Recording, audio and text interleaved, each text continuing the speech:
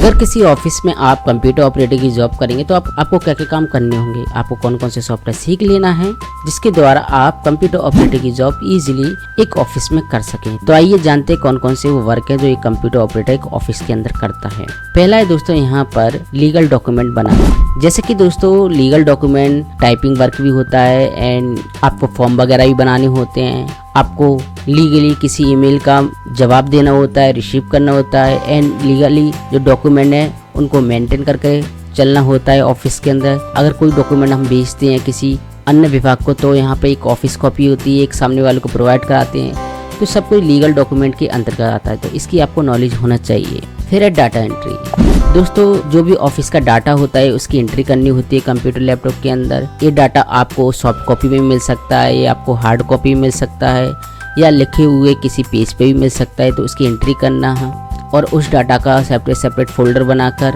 Data को maintain करके चलना, जिससे भविष्य में कोई सीनियर आपसे डाटा मांगे तो तुरंत उनको प्रोवाइड करा सके। साथ ही साथ डाटा एंट्री करते समय डाटा को ठीक से टाइप करना एंड डाटा अपडेट करना, अगर कोई मिस्टेक है तो उसको चेक करना, ये सब डाटा एंट्री के अंतर्गत आ जाता है।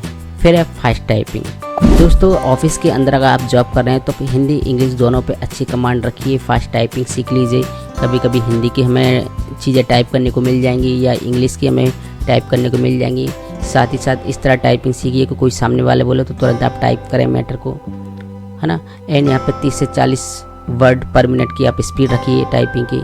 जितनी अच्छी स्पीड होगी तुरंत आपको अच्छी जॉब मिलेगी और सामने वाले को आप फास्ट काम करके देंगे तो आपकी जॉब के लिए काफ़ी अच्छा रहेगा और इससे आपको काफ़ी बेनिफिट मिल जाएंगे। फिर है यहाँ पर दोस्तों ऑफिशियली वर्क। ऑफिशियली वर्क के अंदर जो भी मेल आते हैं उनका जवाब देना एंड यहाँ पर डॉक्यूमेंट को प्रिंट करना, डॉक्यूमेंट की स्कैनिंग करना एंड फोटो कॉपी, उन फाइलों को सेव करके रखना, ये सब कुछ आपको ऑफिशियली वर्क के अंतर्गत करना होगा, तो ये सब कुछ आना चाहिए।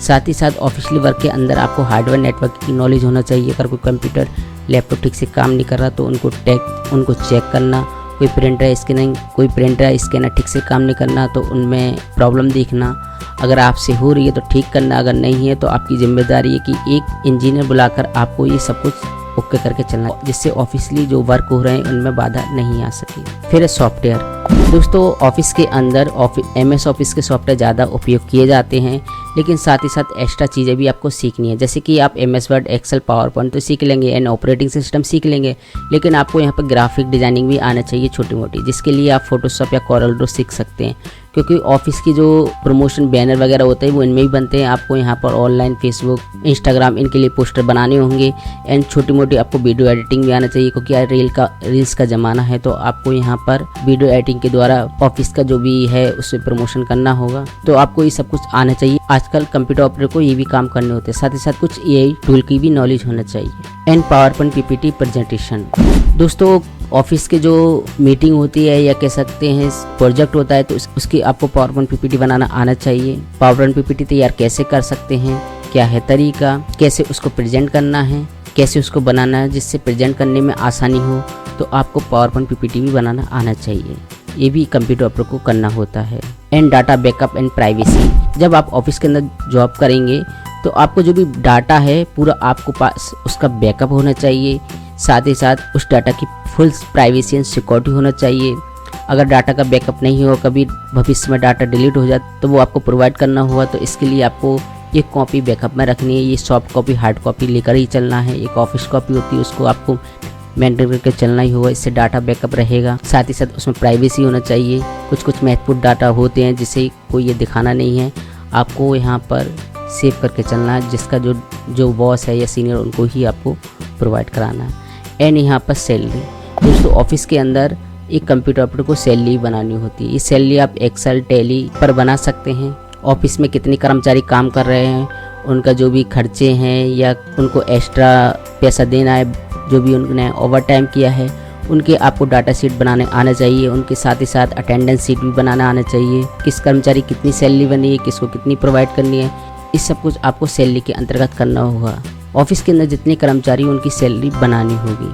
ऑफिस के अंदर आपको जॉब करने के लिए क्या क्या स्किल्स होना चाहिए, तो यहाँ पर बेसिकली आपको MS ऑफिस, इंटरनेट, ईमेल की जानकारी होनी चाहिए। MS ऑफिस के अंतर्गत आपको MS Access, MS PowerPoint, MS Word, MS Excel आना चाहिए।